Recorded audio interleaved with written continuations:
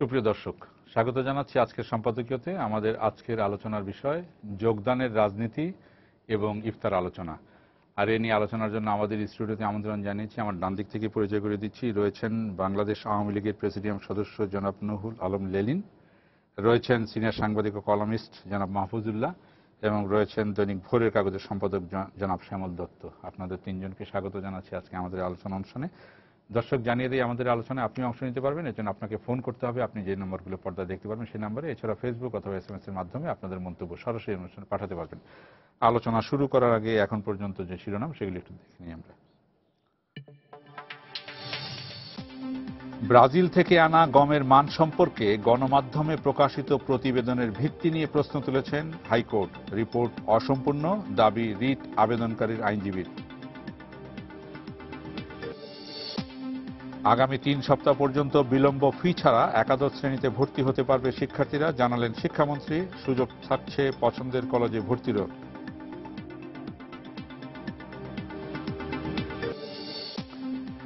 দেশের উন্নয়ন ও অগ্রযাত্রায় সেনাবাহিনীকে নিষ্ঠার সঙ্গে দায়িত্ব পালনের আহ্বান প্রধানমন্ত্রীর। দক্ষিণাঞ্চলে আরেকটি পূর্ণাঙ্গ সেনানিবাস স্থাপনের ঘোষণা।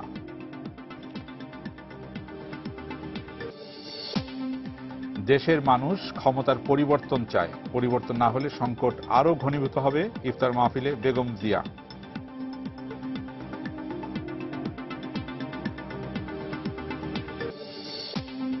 এবং আদালতের ৩ কর্মচারীকে হত্যা চেষ্টা মামলায় গাইবান্ধা সদর থানার ওসি সহ 10 পুলিশ সদস্য ও সোনালী ব্যাংক ম্যানেজারের বিরুদ্ধে গ্রেফতারি পরোয়ানা।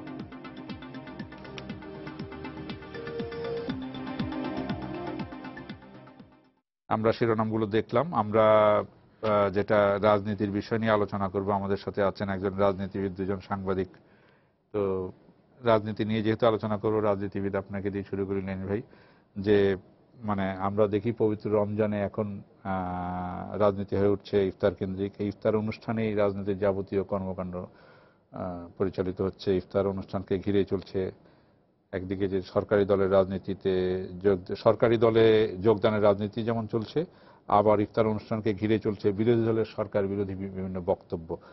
তো আমরা প্রথমে যোগদানের রাজনীতি নিয়ে কথাটা বলি। যোগদানের রাজনীতি যদি বলি যে যোগদানের রাজনীতি একসময় ছিল যে নির্বাচনকে ঘিরে, নির্বাচন সামনে, নির্বাচনকে ঘিরে একটা বড় বড় দলে যোগদানের রাজনীতি চলতো। তো এখন নির্বাচনের সময় নয়, তারপরেও আমরা দেখি যে দেশের বিভিন্ন স্থানে ইফতার মাহফিল হচ্ছে, সেখানে সরকারি দলের যোগ দেওয়ার একটা হিড়িক যদি না বলি, মানে একটা দেখা যাচ্ছে। এতে এমন লোকজন বাংলাদেশ আওয়ামী লীগে যোগ দিচ্ছেন যারা ভোট কেন্দ্র পোড়ানোর আসামি, বাসে পেট্রোল বোমা মামলার আসামি, এসব সংখ্যাই বেশি। কি বলবেন আপনি?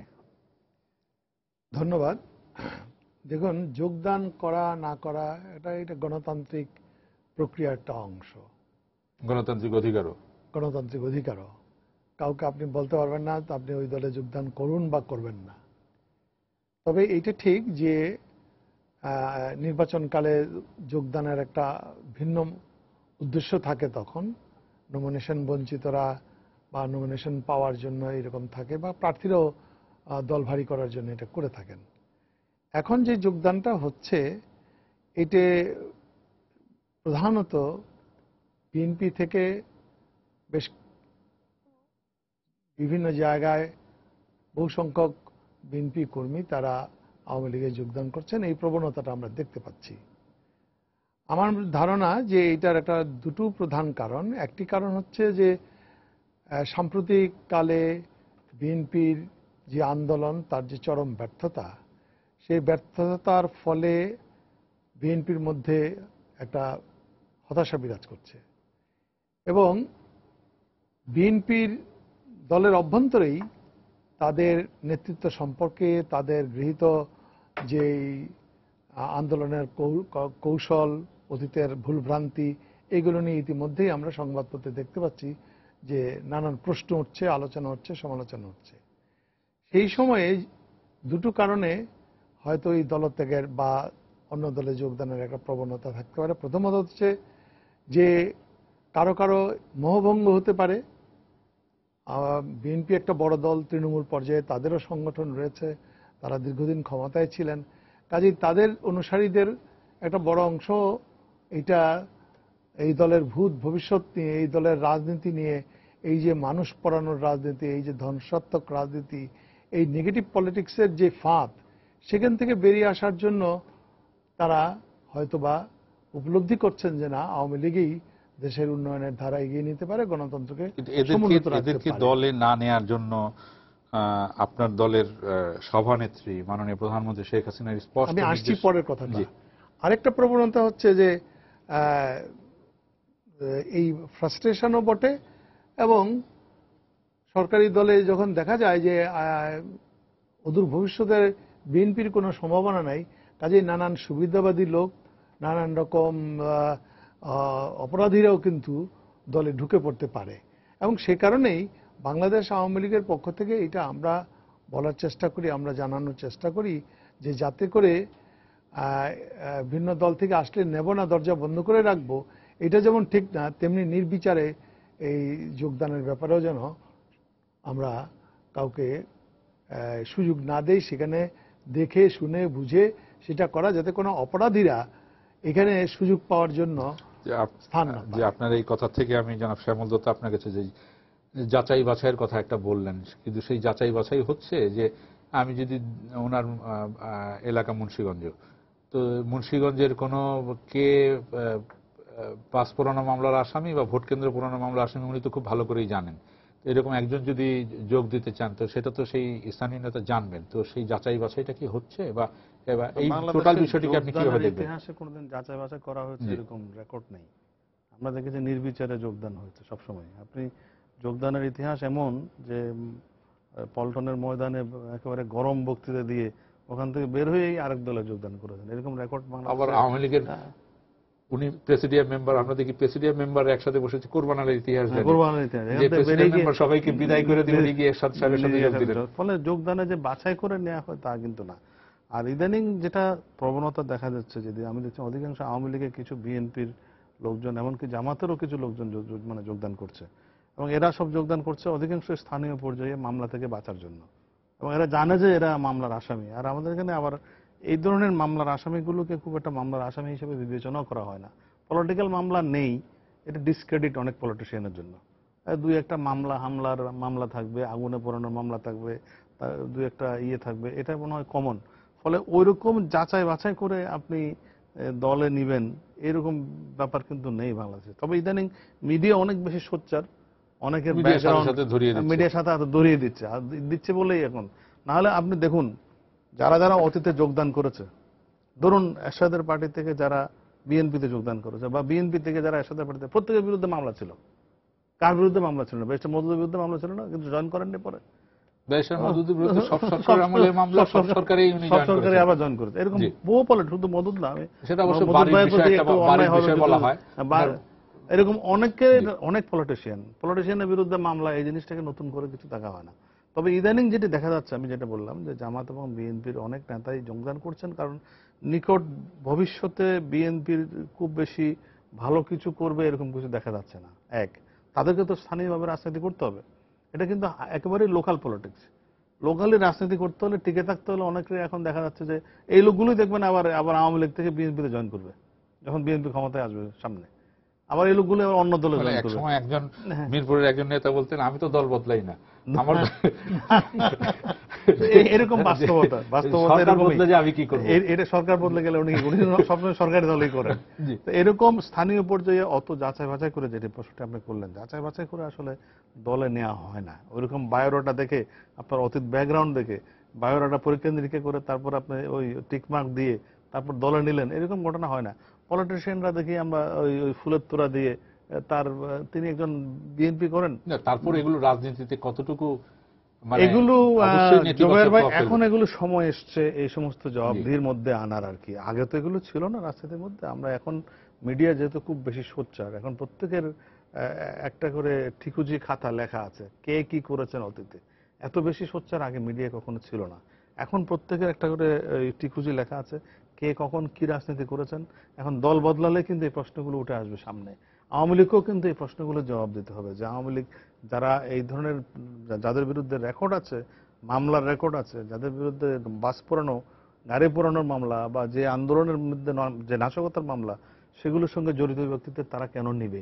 এই প্রশ্নগুলো কিন্তু আওয়ামী লীগকে এখন জবাবদিহি করতে হবে। জি, মাহফুজ ভাই আপনার কাছে আসবো। যেটা আমরা আলোচনা করছি সেখানের মধ্যে এই কথাটি এসছে যে বিএনপির কাছ থেকে বা বিএনপির রাজনীতিতে এখন তেমন কোনো কর্মকাণ্ড নেই বা কিছু বিএনপির কাছ থেকে আসবে এরকম কিছু আশা করছে না, তাই বিএনপির হতাশ অংশগুলোই এখন আওয়ামী লীগে যোগ দিচ্ছে। তো আপনি এই আমাদের আলোচনার প্রেক্ষিতে কি বলবেন?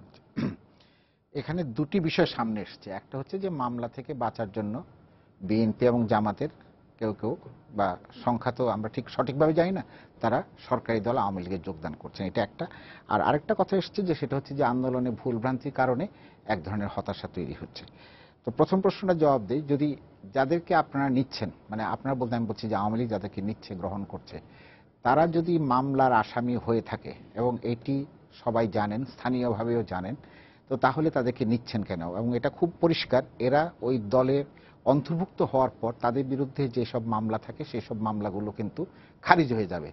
তাহলে দুইটা অনুসিদ্ধান্ত আপনি টানতে পারেন। এর একটা হচ্ছে যে এই মামলাগুলো সবই সাজানো মামলা, দল বদল করে, সাইনবোর্ড বদল করে যদি মামলার হাত থেকে বেঁচে যাওয়া যায় তাহলে দেখি মামলা খারিজ হয় না, মামলা না না খারিজ প্রত্যাহারও হয়ে যায়, প্রত্যাহারও হয়ে যায়, তার নাম বাদ পড়ে যায় আসামি তালিকা থেকে। তো তার মানে হচ্ছে যে মামলাগুলো সাজানো। গতকালকে এটা ভারতের টেলিভিশনে প্রচারিত হয়েছে আর আজকে বা আমাদের কাগজে ছাপা হয়েছে।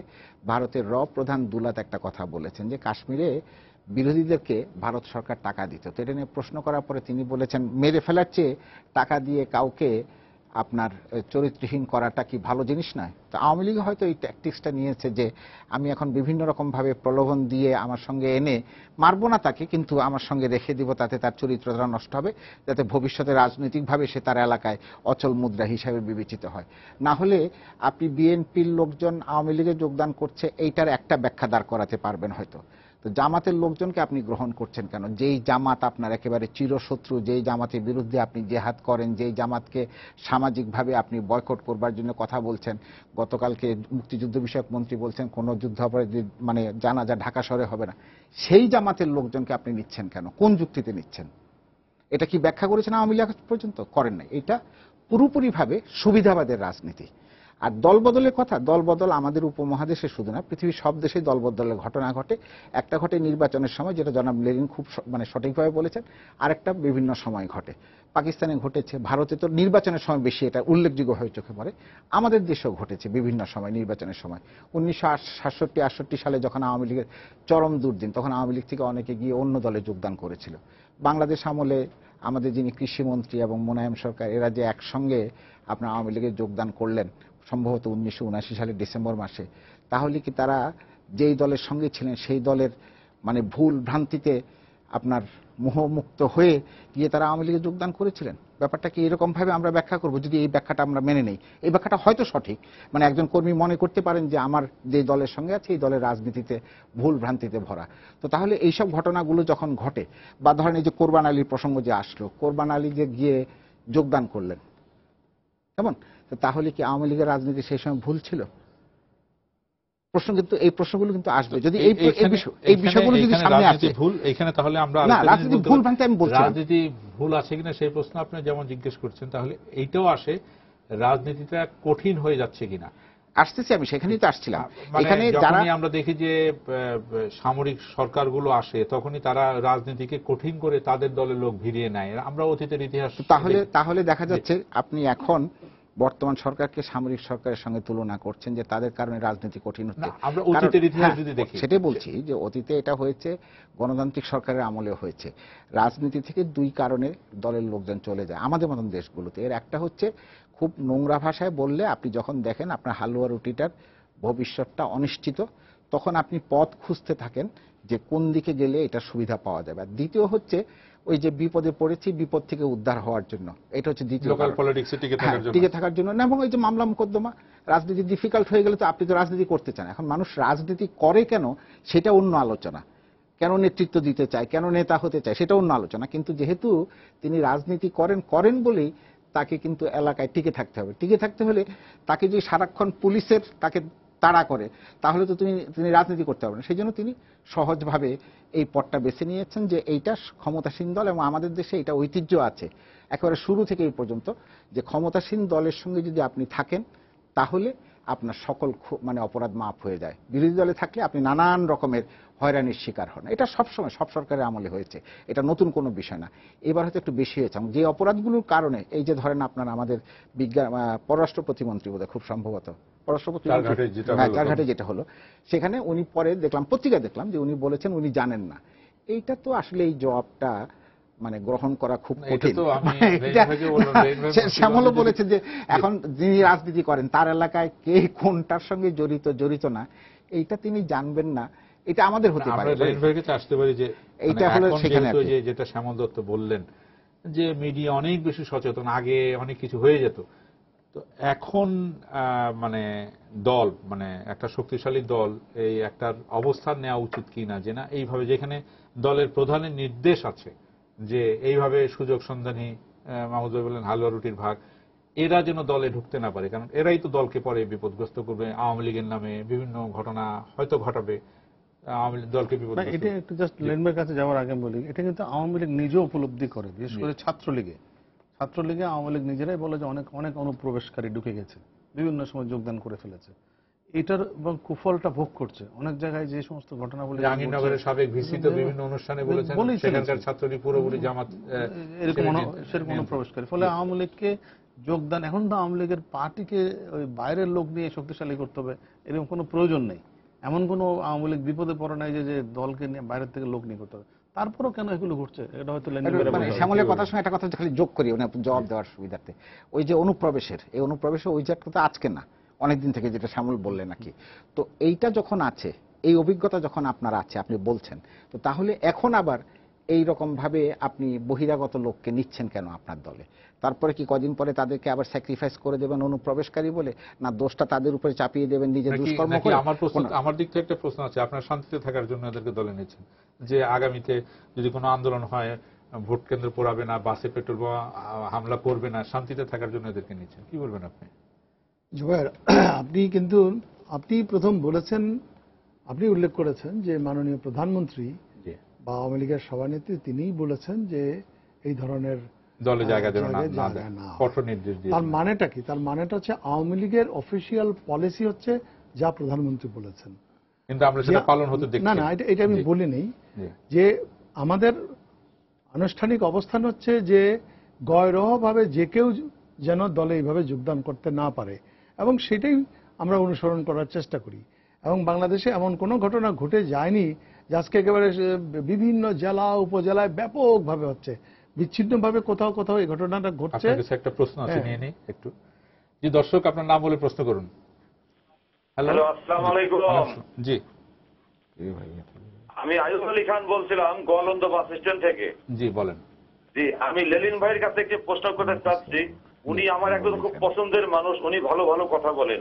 জি বলেন। আমার আওয়ামী লীগে যোগ দিলে সে ভালো হয়ে যায়, বিএনপি আওয়ামী লীগে যোগ দিলে সে ভালো হয়ে যায়, যোগ না দিলেই সে জঙ্গি বা অপরাধী হয়ে যায়, বোমাবাজ পেট্রোলবাজ হয়ে যায়। এর কারণটা কি আমি জানতে চাচ্ছি। ধন্যবাদ আপনাকে। লেলিন ভাই সেই কথারই উত্তর দিচ্ছেন।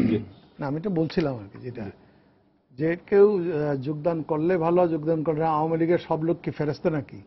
আমরা তো কেউ দাবি করি নেই সমাজের সব লোক কি ফেরেশতা নাকি? সেটা তো নাই। আমাদের সমাজে ভালো মন্দ মিলিয়ে আছে, আওয়ামী লীগে ভালো মন্দ মিলিয়ে আছে। আপনি সমাজের অন্যান্য রাজনৈতিক দল বলেন, সমাজের অন্যান্য স্তরেও ভালো মন্দ লোক আছে। প্রশ্নটা হচ্ছে যে আমরা এটাকে উৎসাহিত করি না, তারপরও কখনো কখনো এটা ঘটে, এবং এইটা যে ঘটে সেটা কি আমরা অস্বীকার করছি? আমরা সেটাও অস্বীকার করছি না। আওয়ামী লীগের মতো একটা বৃহৎ দল, ক্ষমতাসীন দলে, এটা আপনারা দুজনে বলেছেন, আমার কোনো দ্বিমত নাই যে ক্ষমতাসীন দলে সুবিধাবাদীরা বা নানান কারণে নানান প্রয়োজনে ব্যক্তি স্বার্থে তারা যোগদান করছে। আপনার কোরবান আলীর দৃষ্টান্ত যেমন বলেছেন যে বিরোধী দলের মিটিং থেকে উঠে গিয়ে জাতীয় পার্টিতে যোগদান করলো, এটাও যেমন সত্য। মাহফুজুল্লাহ আবার আরেকটাও বলেছেন যে কৃষিমন্ত্রীর কথা বলে, কেবল কৃষিমন্ত্রীর কথা, আমি আমার নিজের কথাই বলি, আমিও তো অন্য দল থেকে এসে আওয়ামী লীগে যোগদান করেছি। তা আমি কেন করলাম? আমি সেখানে হালুয়া রুটির জন্য করেছি না, তখন আওয়ামী লীগ অপোজিশনে ছিল, কাজে না আমি এসেছি তো পজিশনে। আমি যখন এসেছি তখন পজিশনে, আর মতি আপা এসেছি যখন তখন অপোজিশনে। আমরা একটা ডেফিনিট পলিটিক্যাল ব্যাকগ্রাউন্ড থেকে এসেছি, ডেফিনিট পলিটিক্যাল উদ্দেশ্য নিয়ে এসেছি, যে আমাদের যে রাজনীতি আমরা অতীতে বামপন্থী করতাম সেই রাজনীতি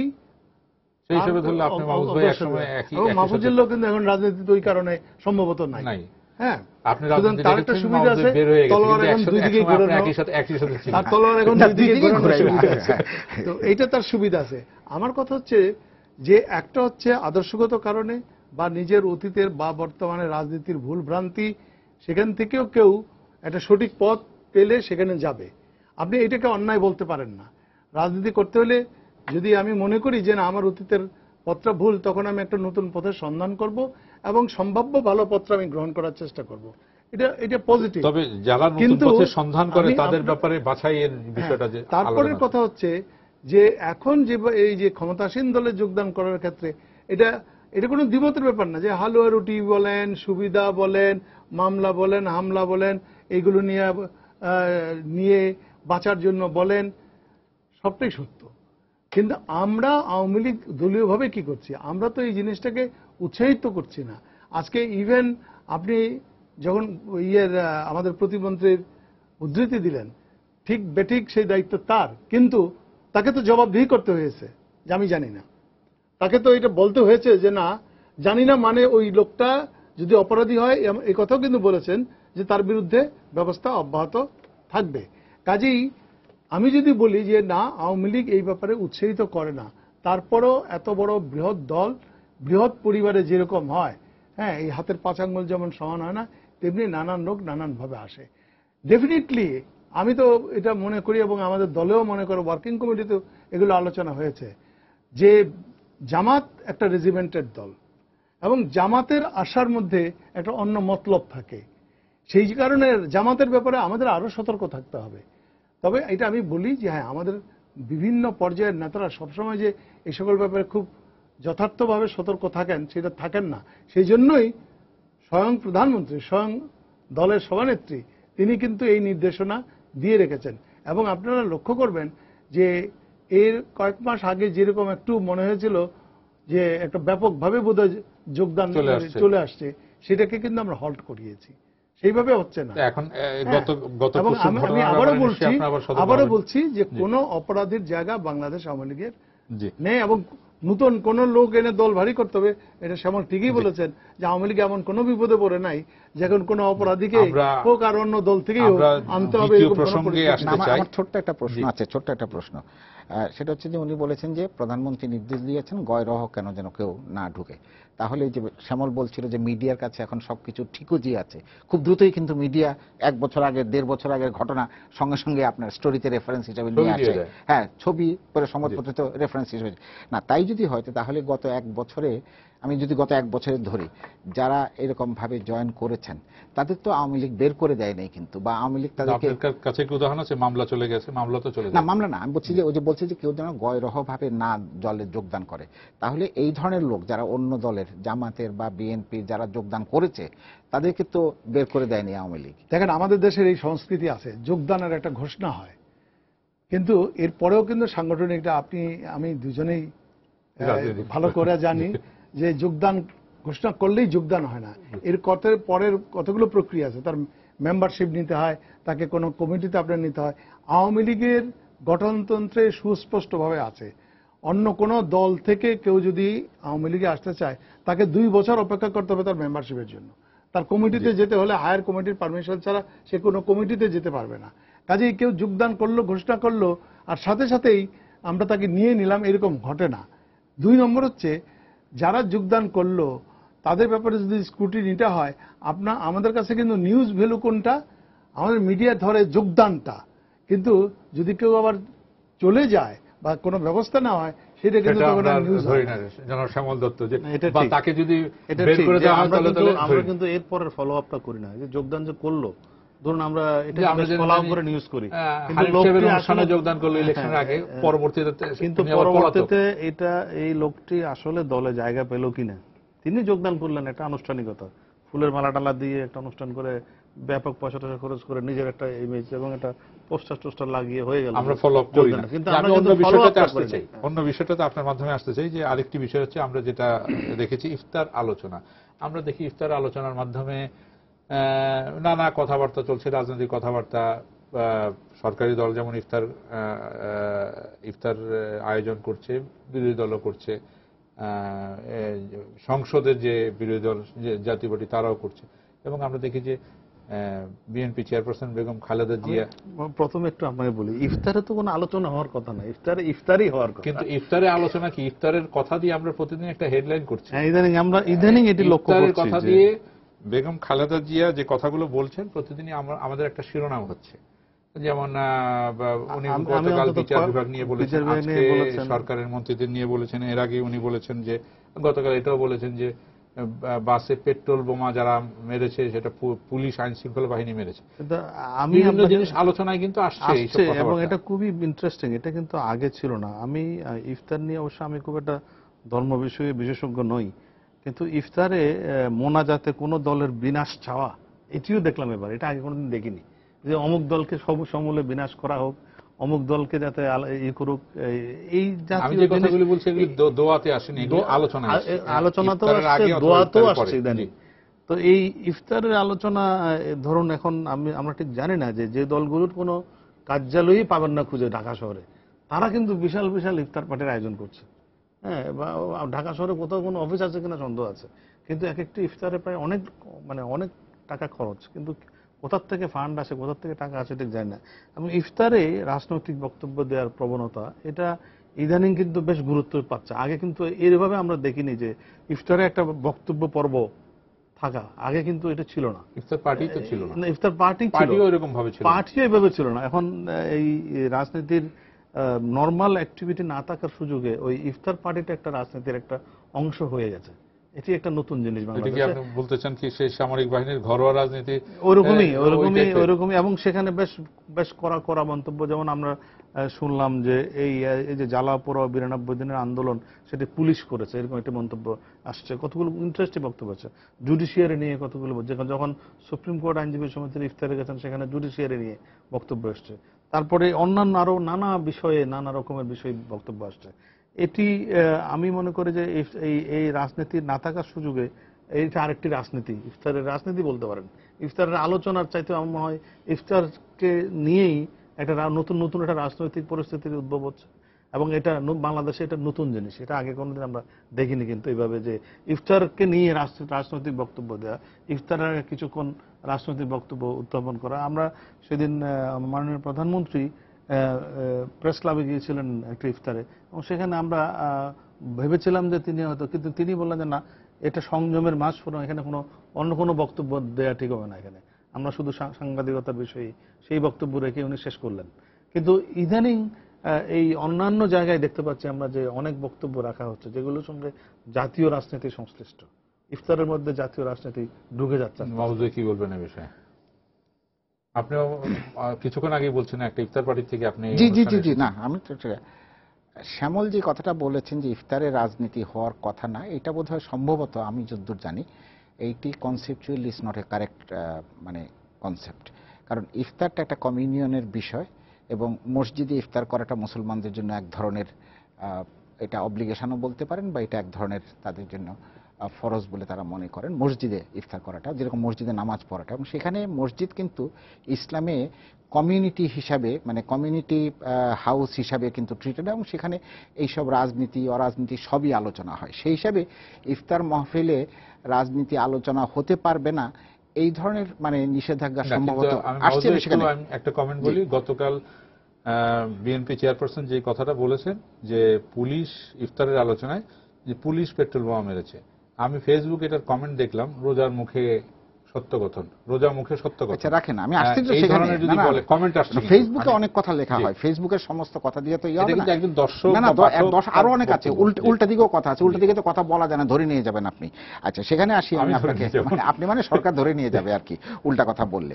সেটা হচ্ছে যে ইফতার অনুষ্ঠানে, আর ওইটাও সম্ভবত ভাবে তথ্যগতভাবে সঠিক না, গত বছরও যদি আপনি দেখেন, গত বছরের ইফতারের অনুষ্ঠানেও রাজনৈতিক কথাবার্তা হয়েছে, হয় নাই যে তা না।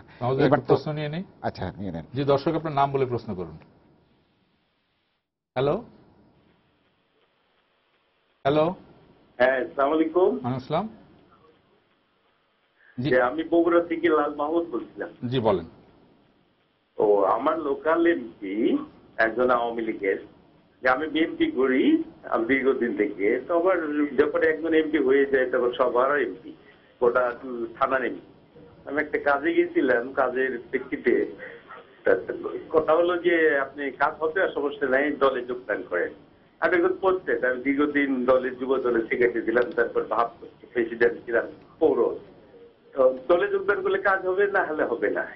তো তখন ব্যাক করে চলে আসি। এটা কোন ধরনের? একজন এমপি তো সবার জন্য, আমাদের এলাকার যখন হয়ে যায়, এটাই প্রশ্ন আমার। ধন্যবাদ আপনাকে। উনি আগের বিষয় যেটা আমরা আলোচনা করছিলাম সেই বিষয়টা বললেন, এমপি তাকে দলে যোগদান করতে বলেছিলেন। যাই হোক, আচ্ছা, এবার দেখলাম যে ইফতারের এই সব দাওয়াত সম্প্রসারিত হয়ে মার্কিন দূতাবাস পর্যন্ত গিয়েছে, সেটা একটা বিষয়। গত বছর এইসব রাজনৈতিক আলোচনা হয়েছে, এর আগের বছর হয়েছে, আপনি পুরনো পত্রপত্রিকা দেখলেই বুঝতে পারবেন। কাজেই ইফতার অনুষ্ঠানে রাজনৈতিক বক্তব্য অনুচিত বা অনাকাঙ্ক্ষিত, সম্ভবত এটা ধর্মীয় দিক থেকে বললেন কিছুটা রাজনীতি না থাকার কারণে এগুলো হচ্ছে। না, ধর্মীয় দিক থেকে এটা অনুপস্থিত না। গতবার কিন্তু না, গতবার যখন রাজনীতি ছিল তখন এগুলো আলোচনা হয়েছে, এগুলো হবেই। কারণ আপনার কিছু লোক যখন একটা জায়গায় বসবে, সে কি আলোচনা করবে? সে কি ঘর সংসার আলোচনা করবে? নিশ্চয়ই ঘর সংসার আলোচনা করবে না। এবং বিশেষ করে রাজনৈতিক নেতার উপস্থিতি যখন বসে, তখন আলোচনাগুলো আপনি চান বা না চান, আলোচনাগুলো রাজনৈতিক আলোচনায় পরিণত হয়ে যায়। আপনি যদি ওইভাবেও দেখেন যে আপনি মুনাজাত বাদ দেন, বক্তৃতা বাদ দেন, ইফতারে বেশ কিছুক্ষণ আগে তো সবাই বসে একসঙ্গে, আপনারও এই অভিজ্ঞতা আছে, তো তাহলে সেইখানে তখন কি আলোচনা হয়? তখন নিশ্চয়ই ঘর সংসার আলোচনা হয়, আলোচনা ওইগুলি হয়। যে সেদিক থেকে এটা আমি মনে করি না যে এটা সরকারি দল করুক বা বিরোধী দলের করুক, আমি মনে করি না যে এটার মধ্যে কোনো রকমের কোনো অন্যায় আছে, আমি ব্যক্তিগতভাবে মনে করি না। আমি যদি ইফতারে আলোচনা হবে কেন? ইফতার তো মাহফিল, ইফতার সবাই মিলে ইফতার করব। মাহফিল ইটসেলফ ইজ ডিসকাশন। শ্যামল, এখানে আমি এখন পলিটিক্স নিয়ে ডিসকাশন না শ্যামল, আমি বললাম তো আমি ওই রিলিজিয়াস, তারপরে এমন কথা বলবো রোজার মুখে যে কথাগুলো অসত্য। না আসতেছি না আমি ধর্মের এই পার্টটা নিয়ে আপনার সঙ্গে মানে এখানে তর্কে যাব না, বিকজ এটা ওই সময়টা নাই আর কি। এটা আমি যেভাবে জানি আমার ধর্ম সম্পর্কে সেটা বললাম। এখন প্রধানমন্ত্রী প্রেস ক্লাবে গিয়ে সাংবাদিকদের উদ্দেশ্যে যেটা বলেছেন, সেখানের মধ্যে রাজনীতি নাই, সেখানেও রাজনৈতিক বক্তব্য আছে, নাই যে তা না, আপনি বলতে পারবেন না। তো সেখানে তো উনি বক্তৃতা দিয়েছেন, সেটাও তো ইফতার মাহফিল ছিল। সাংবাদিকদের কল্যাণ, সাংবাদিক কল্যাণ, এবং এটাও উনি বলেছেন যে সাংবাদিকরা যেন অসত্য না লেখে, যারা এটা করে এগুলি রাজনৈতিক না, এগুলি কি অরাজনৈতিক বাইরে না?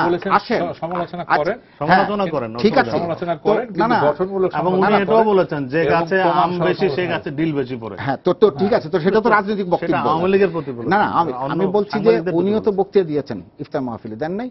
আজকে উনি বক্তৃতা দিয়েছেন ইফতার মাহফিল, এই যে আপনার পিজিআর। হ্যাঁ, তো কাজী শ্যামল যেটা বলছেন যে ইফতার মাহফিল মানে ইফতার মাহফিল, সেখানে বক্তৃতা দেওয়া যাবে না, এইটা ঠিক না, আমি এইটা বলছি। আসে তারপরে বক্তব্যগুলো দেওয়া যাবে না আমি বলিনি, আমি বলছি রাজনৈতিক আলোচনা কেন করা যাবে না? আমরা বলছি প্রধানমন্ত্রী নামই দিচ্ছি ইফতার আলোচনা। আমি বলি, প্রধানমন্ত্রী যখন আলোচনা করেন তখন তো তিনি রাষ্ট্র আলোচনা করবেন, রাষ্ট্রের বিষয় আলোচনা করবেন, এবং রাষ্ট্রের বিষয় তো রাজনীতি, রাষ্ট্রের বিষয় তো রাজনীতি বহির্ভূত কোনো বিষয় না। আমার কথা হচ্ছে সেখানে। আর আপনি যদি বলেন যে না, প্রধানমন্ত্রী প্রশাসন নিয়ে আলোচনা করেছেন ইফতারের সময়, সেটা রাজনীতি বহির্ভূত বিষয় না, এটা আমি মানতে রাজি না, এটা সম্ভব না মানা, এটা তাহলে অন্য আলোচনায় বসতে হবে। তারপরে আসেন আপনি ইফতার মাহফিলে রাজনীতি আলোচনা কেন করা যাবে না? কারণ ওই যে বললাম যে আপনি যখন ইফতার মাহফিলের লোকজন আসে তখন তারা তো কি আলোচনা করবে? আর আপনি যেটা বললেন, উনি যেটা বললেন যে ইফতারের মুখে মিথ্যা ভাষণ করেছেন, এটা ওনার অ্যাসেসমেন্ট, মানে শ্যামলের অ্যাসেসমেন্ট। কোনটা মিথ্যা ভাষণ কোনটা সত্য ভাষণ, এইটা তো ইতিহাসে বা পরবর্তী পর্যায়ে প্রমাণিত হবে। আপনি আজকে বলে দিতে পারেন এইটা অসত্য ভাষণ, এটা মিথ্যা ভাষণ, যেমন এটা নির্ধারণ করার মালিক তো আমরা না। এটা এবং কে অসত্য ভাষণ, কে মিথ্যা কথা বলেছেন রোজা রেখে, এইটা বোধহয় সম্ভবত আমি এই দুঃসাহসে যাব না। এখানে ছোট্ট একটা উদাহরণ দিয়ে শেষ করি। আমি যখন উমরা করে ফিরে আসলাম, তখন ওই যে আপনি ফেসবুকের উদাহরণ দিলেন না, ফেসবুকে আমার সম্পর্কে মন্তব্য করা হয়েছে, বেশ ভালো, জামাতে যোগ দিয়েছেন, আপনার ভবিষ্যৎ উজ্জ্বল। তো লিখেছে ফেসবুকে, আমি তো I don't give it a damn. ফেসবুকের অসংখ্য লেখা হয়, অসংখ্য মন্তব্য, যে কারণে আমি ব্যক্তিগতভাবে মনে করি ফেসবুকের উপরে কোনো রকমের কোনো নিয়ন্ত্রণই থাকা উচিত না। বিকজ ইন্টারনেট হচ্ছে আনগভার্নড স্পেস। এই যে আমরা যে গভর্ন করার চেষ্টা করতেছি ফেসবুককে, বিভিন্ন মন্তব্য মানুষের কন্ট্রোল করার চেষ্টা করছি, এটা অন্য আলোচনা। আমি মনে করি সেই আলোচনাটাও, মানে সেই নিয়ন্ত্রণটাও সঠিক না। যে যা খুশি বলুক, তাতে কিছু আসে যায় না তো। আর ওই যে কে মিথ্যা বললো কে সত্য বললো, এটা নির্ধারণের দায়িত্ব আমার না। যে মেরিন ভাই, যেটা আলোচনা আমরা এটা তুলেছি, তোলার সময় যেটা যেমন শ্যামল দত্ত যে কথাটা বললেন যে রাজনীতি না থাকার কারণেই এখন এই ইফতার কেন্দ্রিক আলোচনা বা রাজনীতি চলছে, আপনি কি বলবেন?